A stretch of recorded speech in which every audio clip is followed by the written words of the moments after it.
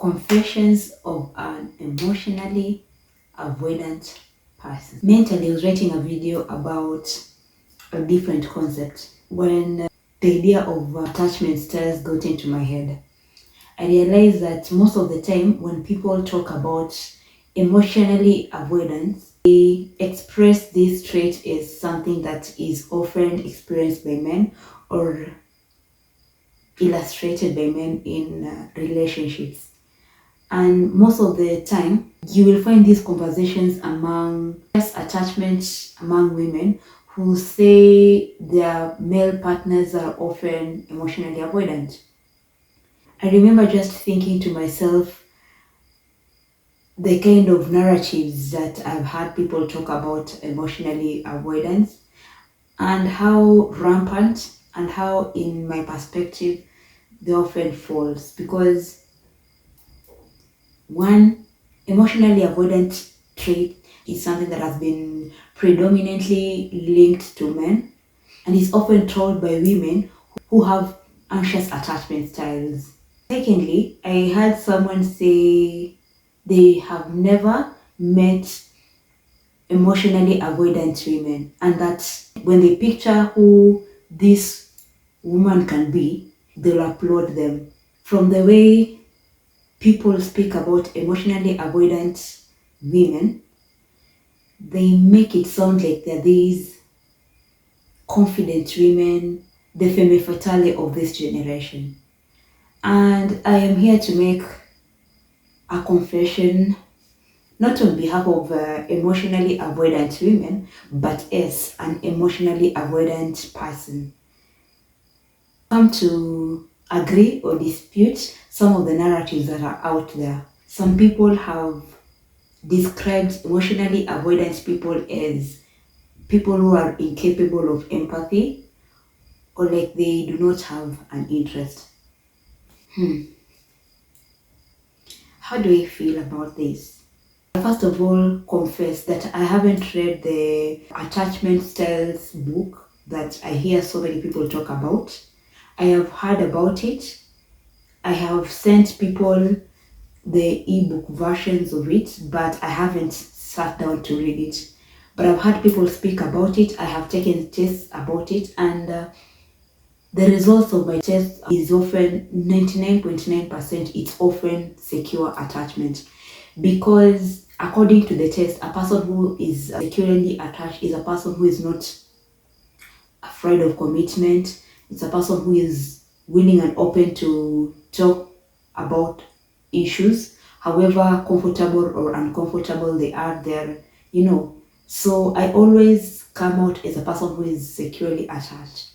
But, you know, there are layers and layers of things that some people can't uncover for you. I think the concept that I'm trying to explain right now is perfectly captured by the Johari's window. Another thing that I haven't read deeply about, but I know, thing is when these tests, and they come in different versions and different sites, when these tests are asked these questions and their rating is very different. Their rating, there are some people who just, there's some sites that classify 1 to 10 or like in between. Others are just yes or no questions and stuff like that. Or others are just ABCD, kind of multiple choices. So I often come out as secure, but beneath the layers, beneath the questions, beneath the answers, beneath the diagnosis that I've been given, I know myself. I know why I'm here. And by here, I mean, I know why I'm single. I know why I find myself attracting the very same person, just in different names, in different body shapes, different in different human beings, but the very same person. It's a little bit even embarrassing to admit in on camera, but I am an emotionally avoidant person who often attracts emotionally avoidant persons, and it took a certain relationship to break down. It took this person to treat me in a way that literally caused me to bring myself in a meeting and ask myself, this person has treated you so badly. He doesn't communicate as often. He doesn't say the right words.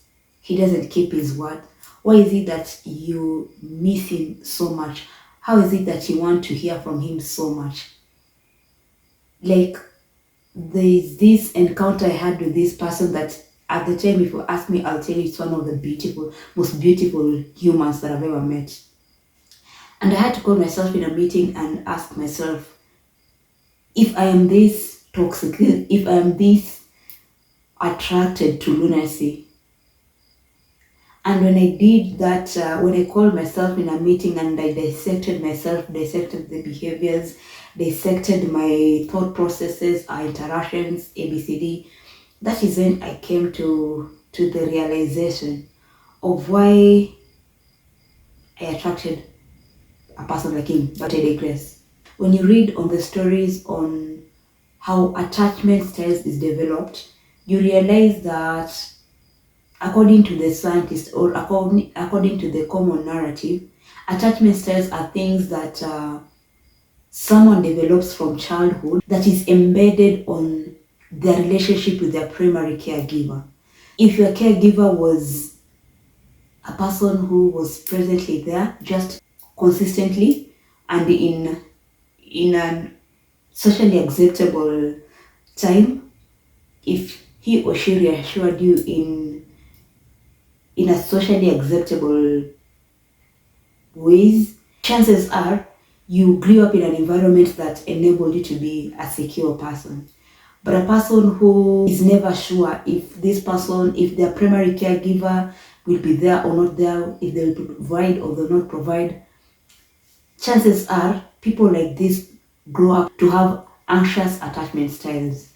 So that when someone tells you, I'll call you at 12 o'clock, you cannot wait until the 12 o'clock reaches. You'll find yourself asking yourself so many questions, writing so many texts, just being here, there, and stuff like that. The avoidant person is, chances are a person who, in one way or the other, life has disappointed you, especially as a child.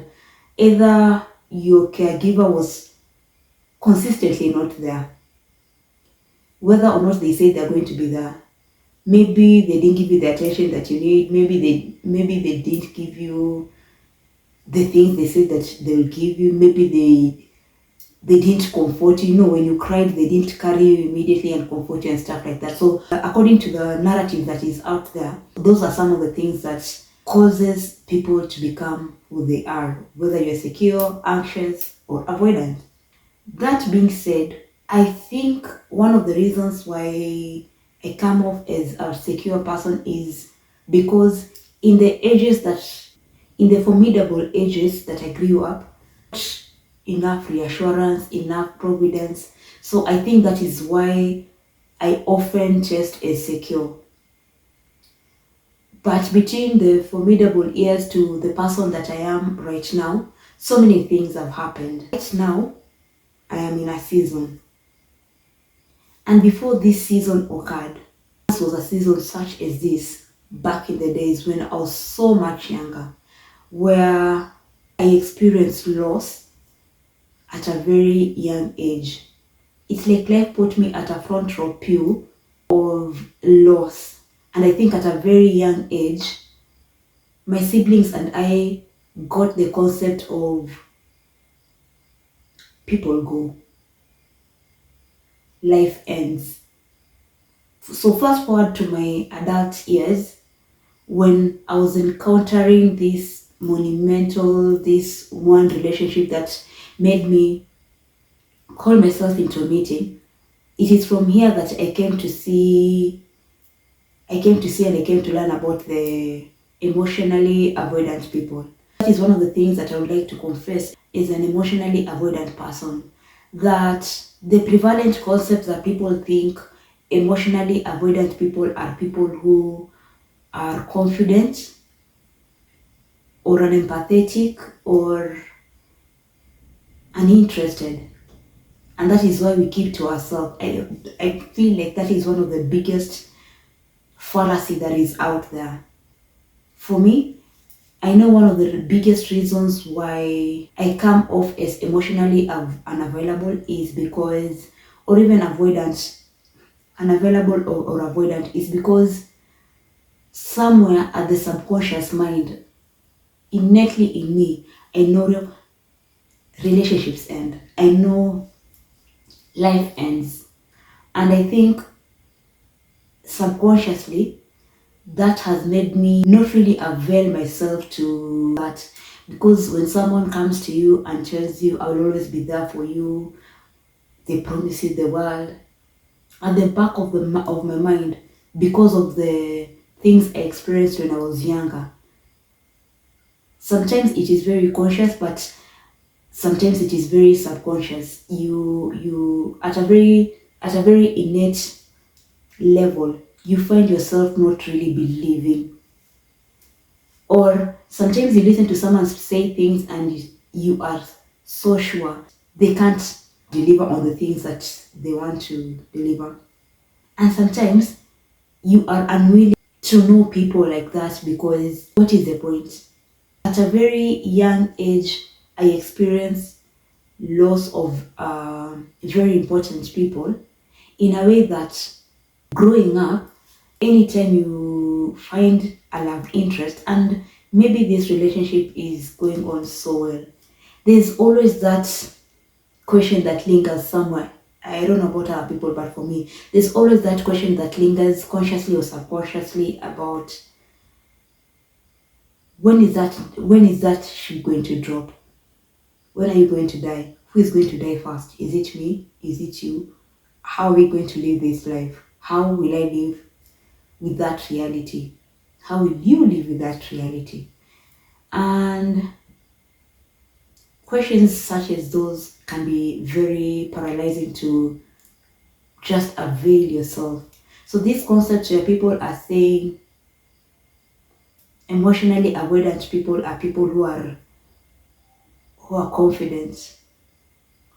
I'm always thinking, wow, show me that emotionally avoidant person who is confident, because I can tell you for free. These are people who have been hurt over and over. Whether it's because someone didn't keep their word over and over, either as a child or even growing up.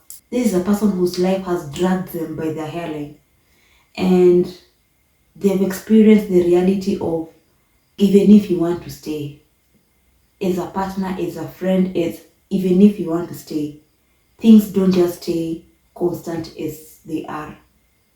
And once you reach an acceptance to that, because an acceptance to one such reality is what makes someone avoidant. What makes avoidant? Several people, especially women, who've got anxious attachment, and they talk about how emotionally avoidant men press their buttons. And I listen to the things that they do. When this person is quiet, the way they are frantic with their calls, the way they are frantic in their texting, the way they call their friends and they're asking for advice, the way they are asking the guy's friend. Listening to people who've got anxious attachment has informed me 100% how and why I have never really settled for people who are anxious. I can't. I find people who are anxious very stifling.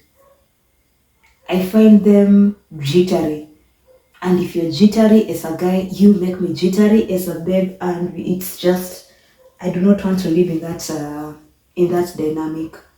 I think because of the reasons that I've already told you, I don't sit for long with secure persons. Have I met a secure person, to be honest though? There's something I had recently that blew my mind. And not like in a surprising kind of way, but in a very comforting kind of way, in a way that calmed my chi. Someone said, you are an attractive human being, so yes, you attract different type of people. So the question is not about who is attracted to you. The question is about why do you choose the people you choose? So for example, I have told you that I often find myself attracted to avoidant partners, avoidant humans. And initially I used to think it's just this relationship with this person was very monumental to me, because in areas where I know a relationship ends because someone fights you, someone either is verbally abusive, or they will have values that are so misaligned to you that you're going to say this is a deal breaker. No, this person was a gentle soul. He was not there. He was not there. He would say, "Can I pick you at ABCD?" And initially he kept his word. But I know. Now I know. At the time I didn't know. Something happened in the interaction that we had, and I think he decided, bye, cheers. So from then on, he stopped keeping his word. So sometimes he'll say, "I'll pick you at a certain time," and he'll always call an hour or like 20 minutes before and confirm that he's still coming or if he's still on.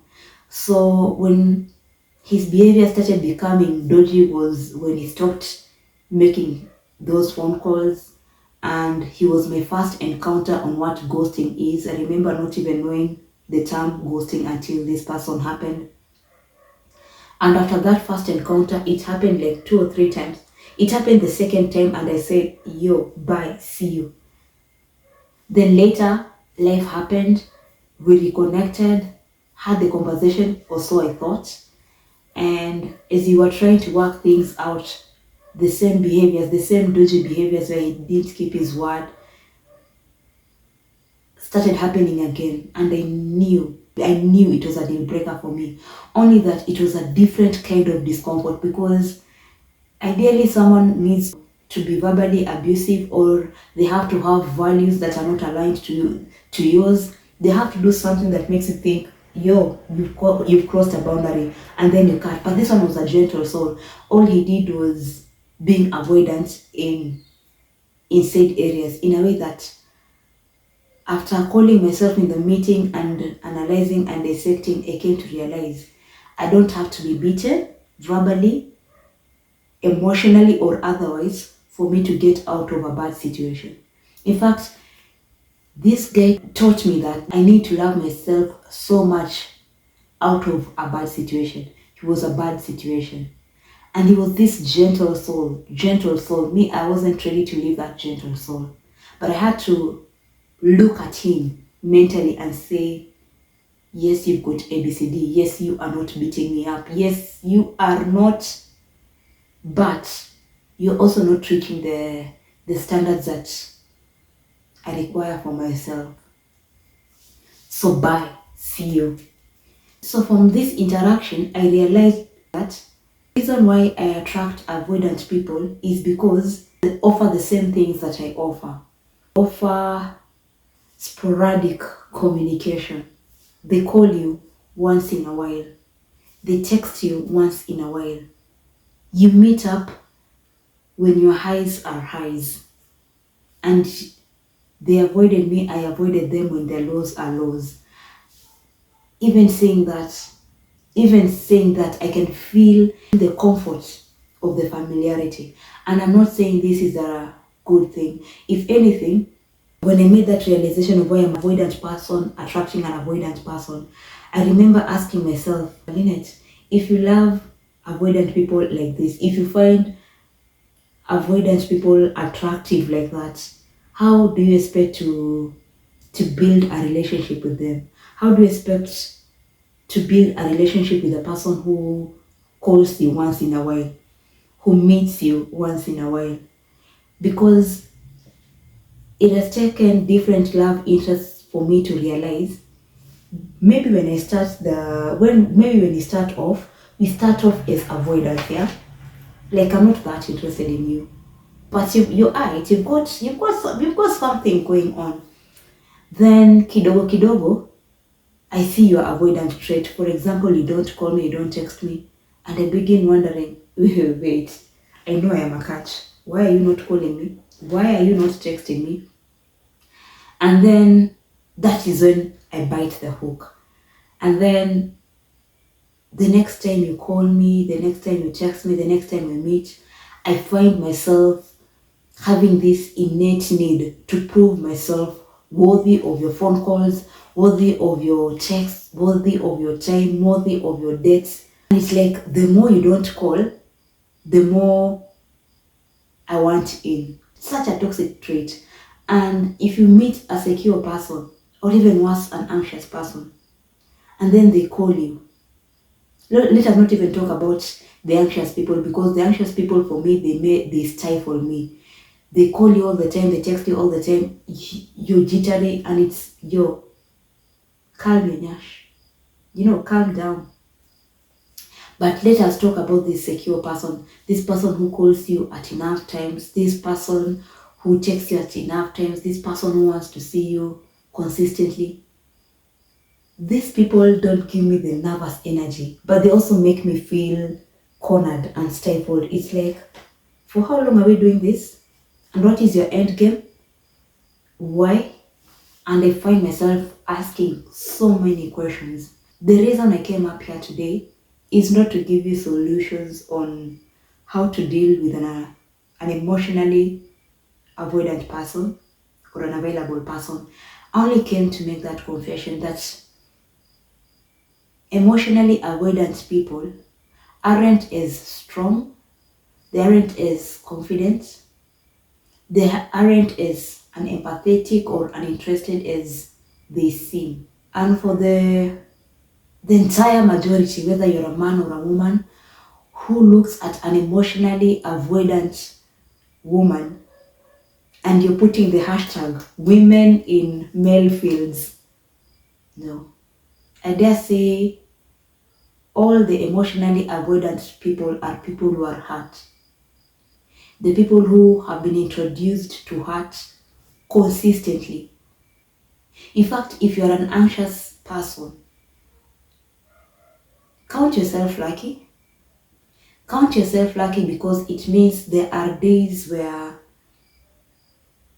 you are given what you were promised. It means you haven't crossed that line for, in physics they call it a plastic limit, the point of no return. It means you've not yet hit your plastic limit. It means you still have hope.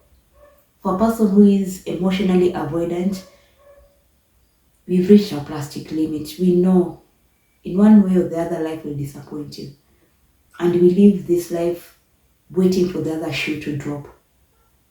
What are some of the things that I'm doing to be better? I think self-awareness. Something about when I came to the realization, because all these patterns were things that were recurring, and I'm like, I needed to stop. I need to understand, why am I attracting the same person, different bodies, different names?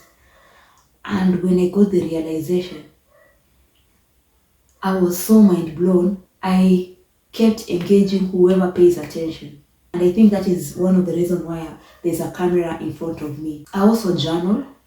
I journal a lot. If you're in my channel, you already know that I'm a big fan of journaling. Apart from that, I am currently not in therapy, but I have been in therapy. My finances aren't 100% at the moment, but therapy is something that I totally believe in. Therapy is something that is in my to-do list. It's something I'm working towards doing, and I read a lot of books. I also read a lot of books. I'm not saying that I'm working towards coming out of this, building a relationship and stuff. At the moment, I'm working towards healing my inner child, because at the end of the day, it comes down to that. My inner child being so hurt and so wounded to a point where you no longer look for external validations. So I'm working towards building that relationship with myself. Reminding myself that my caregivers might have failed me, life might have failed me. I might have failed myself in my choices, but then from the point where I got the realization moving forward, I'm working towards building a beautiful, trusting relationship with myself. And maybe from there, I can pour from an overflowing cup. I can pour from a well that is not running low. Maybe by learning how to build a relationship with myself, being there for myself, then I will know how to be there for others. I will know how to trust others. I will know how to manage my expectations in a very integral way. I hope in one way or the other this video helps you. I hope it informs you. And if you've reached this part of the video, kindly consider to like, share, subscribe, tell a friend to tell a friend to tell a friend. Let us all learn. Let us do better. Let us purpose to do better by ourselves and by each other. Till next time. Bye.